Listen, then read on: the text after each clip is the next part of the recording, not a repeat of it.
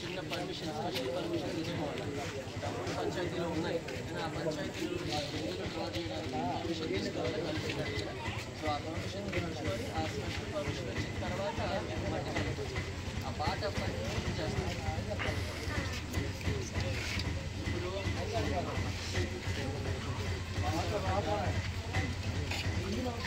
దాంతో పాటు కూడా కొంచెం ఇబ్బంది అనిపించింది. దానికి సంబంధించిన చేపిస్తాము. ఆ ట్రైన్స్ కూడా ఎక్కడ నీళ్ళు ఆడకుండా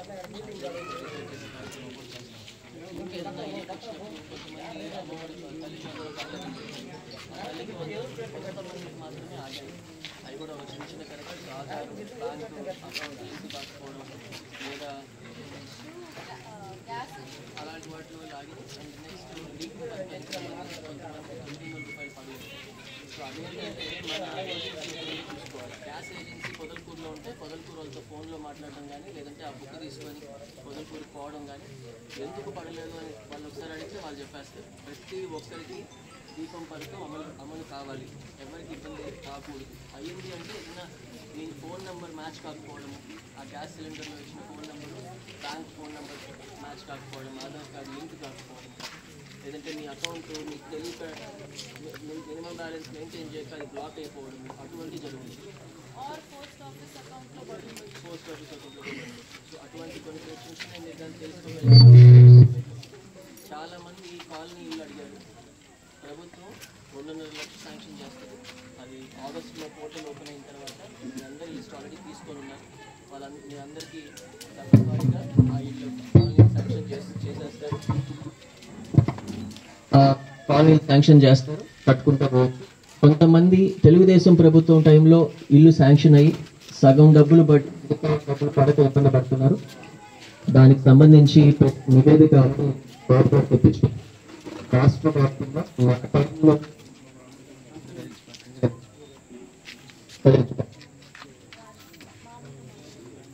వ్యాప్తంగా ఆ లిస్టులో పోయినసారి శాంక్షన్ అయ్యి డబ్బు పడిన సగం డబ్బులు పడిన ఇష్యూస్ అన్నీ కూడా గవర్నర్ గారు నివేదిక తెప్పించున్నారు హౌసింగ్ డిపార్ట్మెంట్ నుంచి. మీ అందరి పేరు ఇల్లు ఇప్పుడు కొత్తగా మనము నెక్స్ట్ ఏదైతే మనం కాలనీస్ ఇస్తామో ఆ వాటితో పాటు మనకి డబ్బులు పడిపోతాయి. సో పాత ప్రభుత్వంలో డబ్బులు రాలేదు అనుకున్న వాళ్ళు ఇబ్బంది పడాల్సిన అవసరం లేదు. బాబు గారు డబ్బులు కూడా వచ్చేస్తాయి.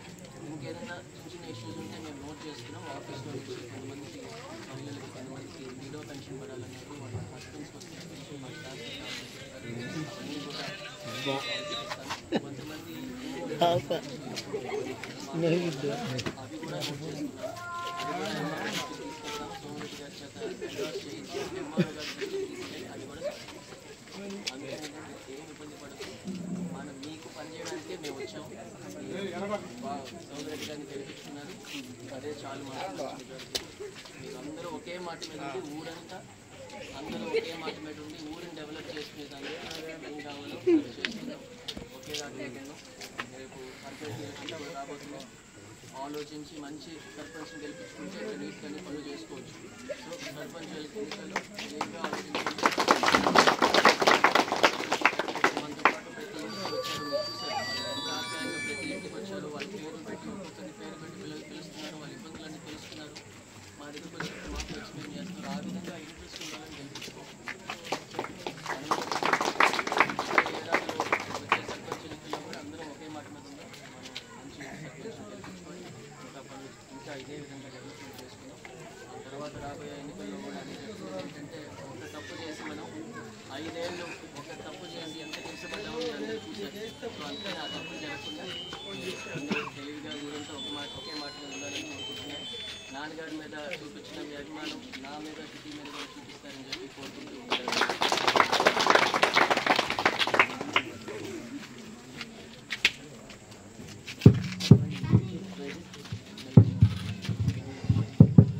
అందరికీ నమస్కారం. చాలా సంతోషంగా ఉంది. ఈరోజు ఒక పండుగ వాతావరణం. చిన్న పిల్లల నుంచి పెద్దోళ్ళ వరకు ఎంతో ఉత్సాహంగా నాతో రాజుతో తిరిగారు.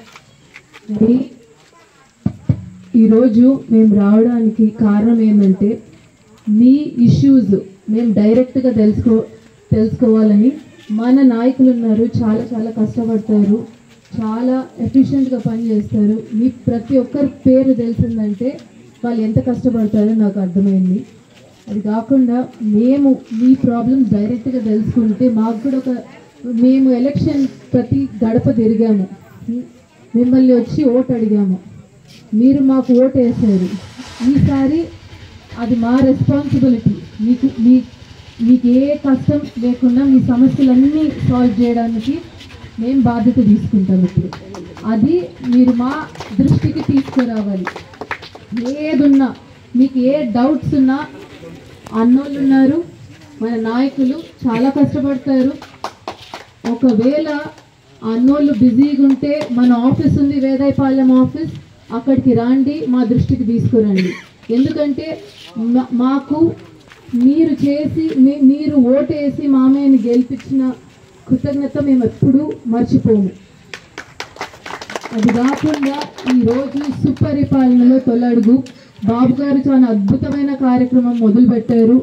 స్వయంగా మీ సమస్యలు తెలుసుకొని దాన్ని రికార్డ్ చేసి ఫోన్లో పైకి పంపిస్తే వాళ్ళు దాన్ని మానిటర్ చేసి మీకు నిజంగా ఏమైనా సమస్యలు ఉన్నాయా లేవా అని అది ఆ ఇన్ఫర్మేషన్ అంతా పైకి పోతుంది. అందుకే నేను ఒకటి చెప్తున్నా, మన బూత్ ఇన్ఛార్జ్లు, క్లస్టర్ ఇన్ఛార్జ్లు వాళ్ళందరూ మీ ఇంట్లోకి వస్తారు, మేము తిరుగుతున్నాము. వాళ్ళకు స్వేచ్ఛగా మీకు ఏమేమి వస్తున్నాయో ఏమేమి రావడం లేదో అన్నీ వాళ్ళతో చెప్పండి, దాన్ని రికార్డ్ చేస్తారు, పైకి పంపిస్తారు. మేము అందుబాటులో ఉంటాము, మేము ఊరంతా తిరుగుతున్నాము. మీరు అందరు వచ్చి సమస్యలు చెప్పుకోండి.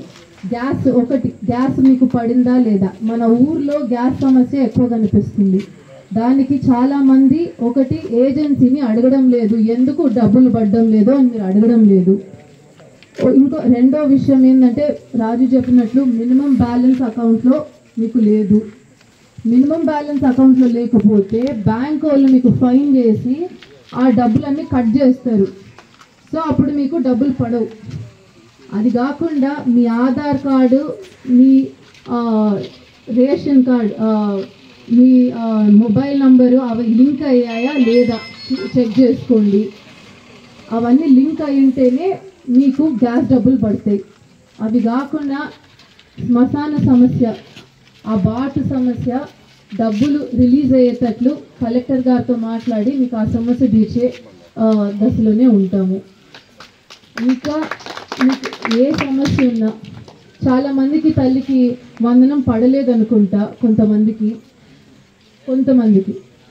వాళ్ళది కూడా నేను ఒకసారి గ్రీవియన్స్ కమిటీకి పోయాయి, అవి రిలీజ్ కాగానే నేను మాట్లాడతా, ఒకసారి తెలుసుకుంటాను ఎందుకు తల్లికి వందనం పడడం లేదు. గ్రీవియన్స్కి ఒకవేళ దాన్ని గ్రీవియన్స్ రేజ్ చేస్తే సాధారణంగా పడిపోవాలి వచ్చే నెలలో. ఇంకా హౌసింగ్ ప్రాబ్లం చాలామందికి ఇండ్లు మన ప్రభుత్వంలో అంటే 2014లో ఇండ్లు కొంచెం శాంక్షన్ అయిన డబ్బులు పడ్డాయి. ఇంకొన్ని డబ్బులు పడే క్రమంలో ప్రభుత్వం మారిపోయింది, వైఎస్ఆర్సీపీ ప్రభుత్వం వచ్చింది.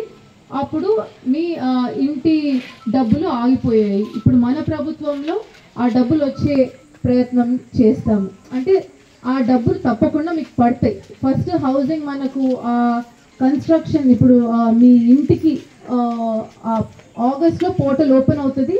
ఆ పోర్టల్ సచివాలయంలో ఆ పోర్టల్ ఓపెన్ కాగానే ఇంటికి మీరు అందరు రిజిస్టర్ చేసుకోండి. వచ్చే నెలలో మీకు ఇంటి డబ్బులు పడతాయి. మళ్ళీ ఆ డబ్బులు కూడా అంటే 2014 డబ్బులు కూడా అదే సమయంలో పడతాయి. ఇంకా